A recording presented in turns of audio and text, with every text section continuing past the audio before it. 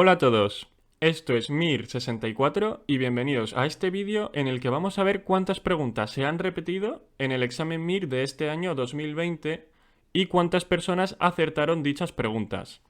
Entonces, antes de nada tenemos que definir lo que es una pregunta repetida. Yo he decidido definirlas como aquellas dos preguntas que pueden contestarse conociendo un mismo concepto resumible en una o dos frases como mucho. Es decir, yo no he considerado como preguntas repetidas aquellas que, aunque se basen en el mismo tema o subtema, traten de aspectos diferentes. Por ejemplo, tanto en el MIR del año pasado como en este, ha habido preguntas sobre el algoritmo del tratamiento de la insuficiencia cardíaca con FEBI deprimida, preguntas sobre el síndrome de Lynch, sobre los criterios de fragilidad en ancianos, sobre el diagnóstico del cáncer de vejiga o sobre los linfomas foliculares, etcétera, etcétera. Sin embargo, he considerado que, aunque preguntas como esas trataban sobre el mismo tema o la misma enfermedad, en realidad exigían conocer aspectos diferentes de la misma. Por cierto, de esta lista creo que podéis sacar una conclusión muy clara, y es que el MIR que más se va a parecer al vuestro será el del año anterior. Así que si queréis que os vaya bien en el MIR del 2021, es esencial que os estudiéis el MIR del 2020. En cualquier caso, fijaos, con esas condiciones yo he encontrado 42 preguntas repetidas, lo que sobre un total de 185 preguntas son casi una cuarta parte del examen. De todas formas, matizo que estas son las preguntas que he encontrado yo, pero estoy seguro de que hay más. ¿Y cómo son esas 42 preguntas que vamos a ver en este vídeo? Pues la mayoría son preguntas fáciles, preguntas que acertó casi todo el mundo, quiero decir. Pero eso es un arma de doble filo, porque al final, durante la preparación del MIR, es fácil confiarse en exceso y pensar que recordamos perfectamente las preguntas de los MIRes anteriores y que, en caso de repetirse, seguro que las acertaremos. Y eso no es así. Como vamos a ver, algunas de estas preguntas las falló mucha más gente de lo esperable. Lo que a mí me dice que o bien las academias o bien los que nos presentamos al MIR no le damos a las preguntas de MIRes anteriores la importancia que se merecen. Por último, quiero mencionar que no me habría sido posible hacer este vídeo sin los documentos de corrección que tiene MIR Asturias en su página web. Las preguntas que vais a ver y los porcentajes de acierto los he sacado de ahí. Vamos, yo no estoy ligado con ellos de ninguna forma, pero os recomiendo que les echéis un ojo a sus correcciones porque están muy bien. Así que vamos con la primera pregunta, que a mi juicio estaba repetida en el MIR de este año. Es una pregunta sobre un paciente joven con antecedentes de asma que desarrolla un cuadro de impactación alimentaria. Así que el diagnóstico más probable no puede ser otro que la esofagitis eosinofílica, como nos confirma la biopsia. Como podéis ver, esta pregunta había salido hace tan solo 2 años, solo que en esa ocasión aportaron como imagen la endoscopia digestiva alta. Por último, como podéis ver, esta pregunta la acertó prácticamente todo el mundo. En concreto, tiene un porcentaje de dificultad del 98%. Como aclaración, debéis tener en cuenta que el porcentaje de dificultad que asigna Mirasturias a las preguntas no equivale al porcentaje de personas que acertaron la pregunta, pues el porcentaje de dificultad también tiene en cuenta cuánta gente dejó en blanco la pregunta y cuánta gente la falló. Y para la gente que falló la pregunta, les aplica la penalización de menos un tercio de neta. En la siguiente pregunta nos piden el tratamiento de un embarazo molar y la respuesta correcta es legrado por aspiración. Aunque hay más preguntas en otros exámenes MIR sobre las molas hidatiformes, la verdad es que no se preguntaba el tratamiento de esta entidad desde el 2007.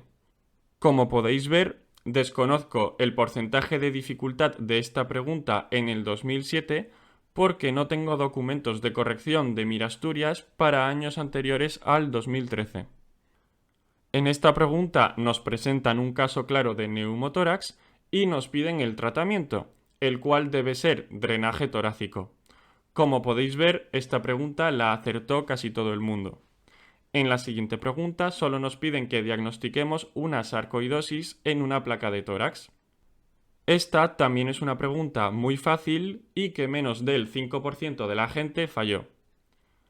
La siguiente es una pregunta que, en mi opinión, debería haber acertado más gente. Nos presentan un caso típico de tendinitis del manguito de los rotadores y además nos muestran una placa en la que se ve una calcificación. El diagnóstico era tendinitis cálcica, pero el porcentaje de dificultad de esta pregunta, que es del 60%, es bastante bajo teniendo en cuenta que era una pregunta que se había repetido hace tan solo un año. Es cierto que decir que la siguiente pregunta es una pregunta repetida está un poco cogido con pinzas.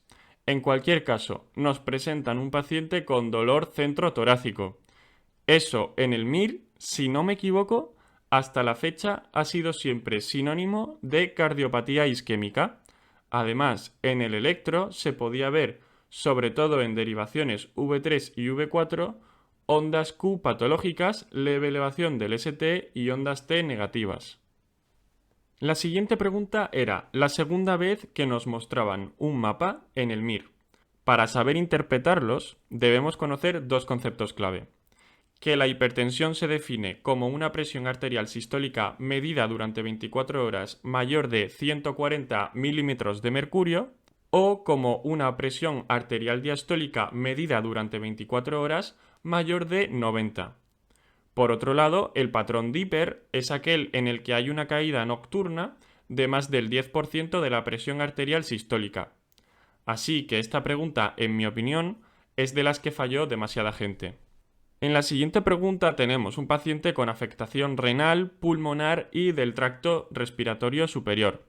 En el MIR les encanta hacer preguntas de vasculitis, así que debemos sospechar enfermedad de Wegener, que es positiva para anticuerpos C-ANCA o antiproteinasa 3.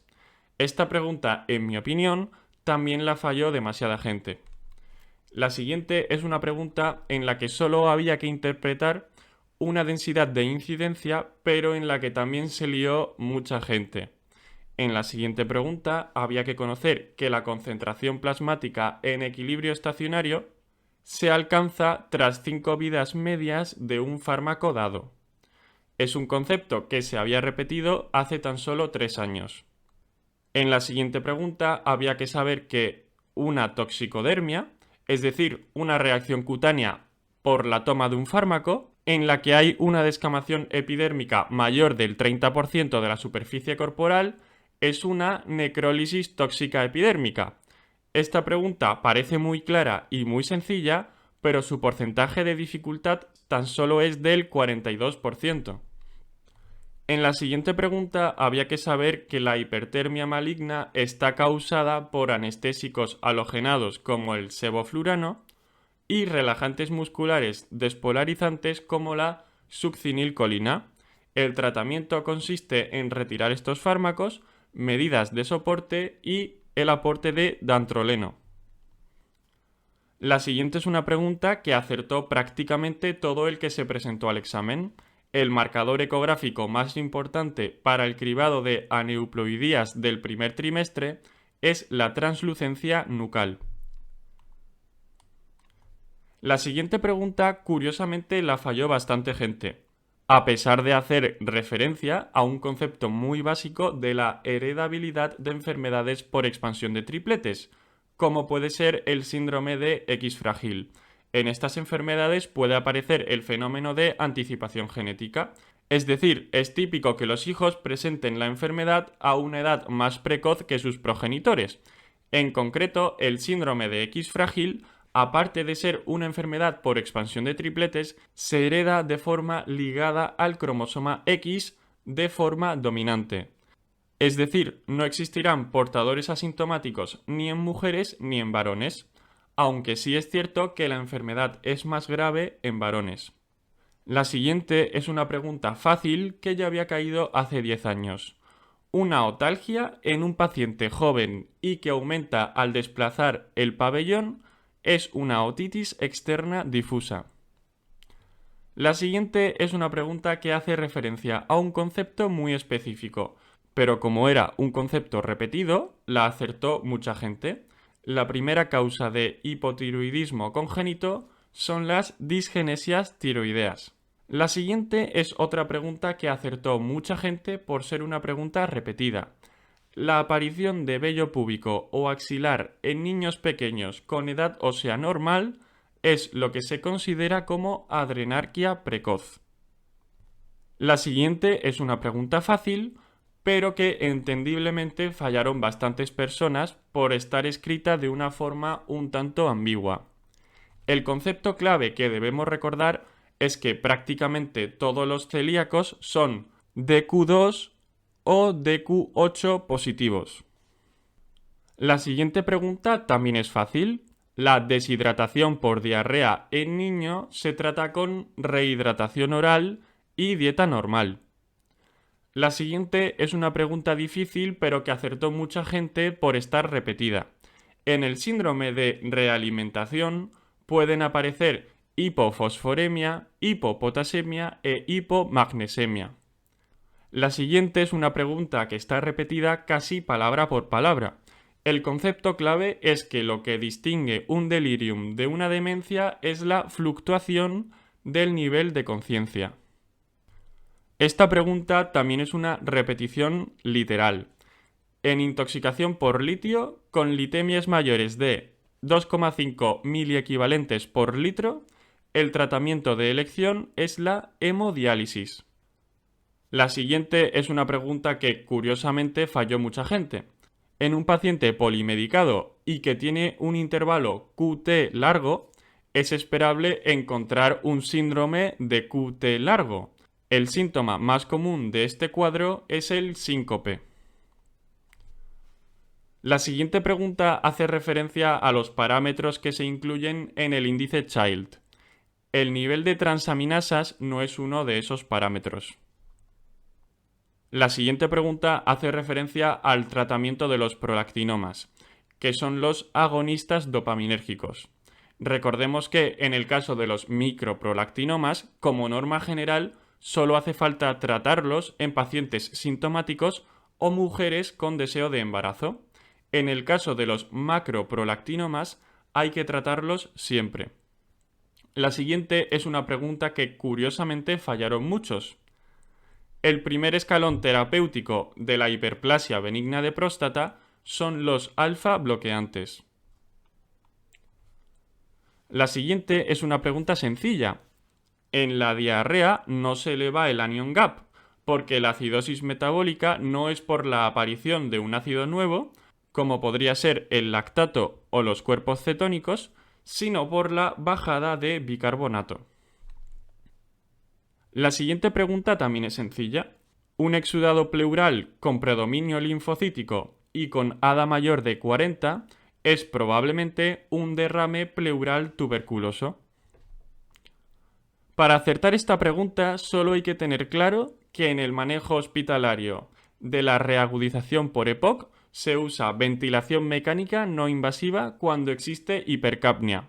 Sin embargo, el manejo de las reagudizaciones por EPOC es un poco más complicado, así que os dejo esta tabla por si le queréis echar un ojo. La siguiente es una pregunta que falló mucha gente. La principal causa de hematomas lobares, es decir, hematomas superficiales en ancianos, es angiopatía amiloide. La siguiente pregunta también es una pregunta que falló mucha gente. En un paciente que ha sufrido un traumatismo torácico, que inicialmente responde a oxígeno, pero que después comienza a presentar hipoxemia grave, lo que tenemos que pensar es que tiene una contusión pulmonar. La siguiente es una pregunta fácil que no sé por qué no acertó más gente. El primer escalón en el tratamiento de la artrosis es el uso de analgésicos. En la siguiente pregunta solo debemos tener en cuenta que el nervio que se lesiona con mayor frecuencia en fracturas de diáfisis de húmero es el nervio radial, lo que causa una imposibilidad para la extensión de la muñeca. La siguiente pregunta también es sencilla.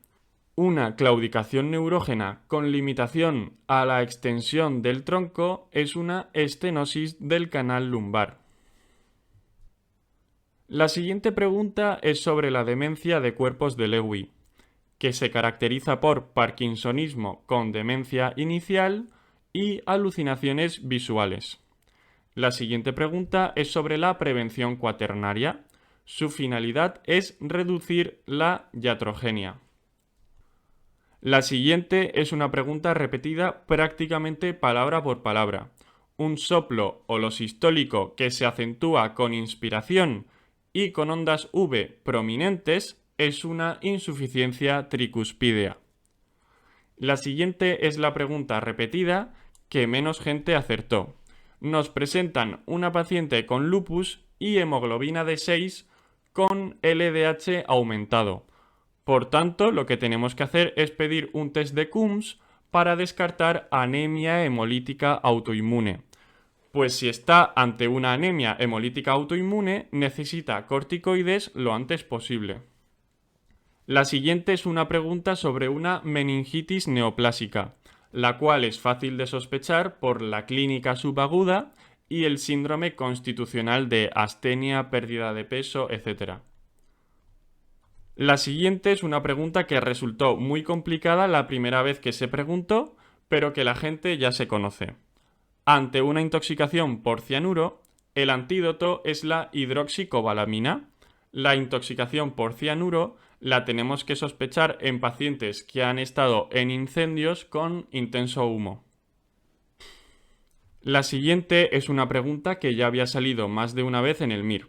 Los bifosfonatos son una causa de osteonecrosis de mandíbula. Para acertar la siguiente pregunta, solo hay que saber que un tumor digestivo positivo para CD117, es decir, positivo para c-KIT, es un tumor del estroma gastrointestinal. Muy bien, eso ha sido todo. Muchas gracias por ver este vídeo y si te ha gustado, suscríbete. Un saludo.